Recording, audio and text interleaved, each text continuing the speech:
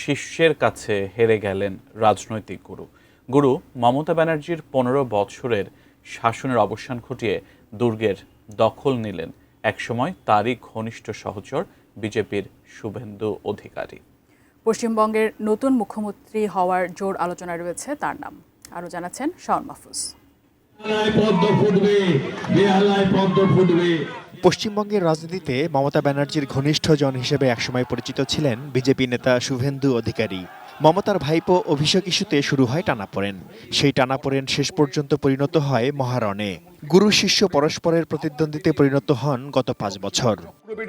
তিনি হাঁটলেন। রাজনৈতিক পরিবারে জন্ম নেয়া শুভেন্দুর রাজনীতিতে হাতেখড়ি ১৯৯৫ সালে ভারতীয় কংগ্রেসের কাউন্সিলর হিসেবে। ৯৮তে যোগ দেন মমতার তৃণমূল কংগ্রেসে, ছিলেন ২০২০ পর্যন্ত। শুভেন্দুর রাজনৈতিক ক্যারিয়ারের টার্নিং পয়েন্ট ছিল ২০০৭।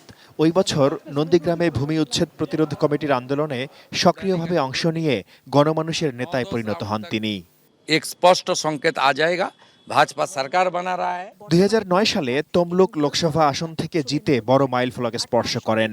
এরপর ধীরে ধীরে মমতার সঙ্গে শুভেন্দুর মতবিরোধ বাড়তে থাকে। কোয়ালিটি সম্পন্ন আন্তর্জাতিক মানের steel bar CSRM, committed for better steel. Abhishek বন্দ্যোপাধ্যায়ের দুর্নীতি, স্বজনপ্রীতি, স্বেচ্ছাচারিতা আর ভাইপো ইস্যু নিয়ে সরব হওয়ায় দলে নিজের অবস্থান হারান তিনি। ২০২০-এ তৃণমূল ছেড়ে যোগ দেন বিজেপিতে। পরের বছর বিধানসভা নির্বাচনে নন্দীগ্রাম আসনে রাজনৈতিক গুরু মমতাকে হারিয়ে জাতীয় পর্যায়ে আলোচনায় আসেন শুভেন্দু অধিকারী। গত ৫ বছরে তিনি পরিণত হয়েছেন পশ্চিমবঙ্গে বিজেপির পোস্টার বয় হিসেবে।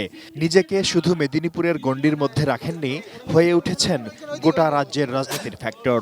তবে তার বক্তব্যে প্রায়ই নিরাপত্তা, সীমান্ত অনুপ্রবেশ এবং সংখ্যালঘু ইস্যু জোরালোভাবে উঠে আসে, যা তাকে সমর্থকদের কাছে দৃঢ় ও স্পষ্টভাষী নেতা হিসেবে জনপ্রিয় করে তোলে।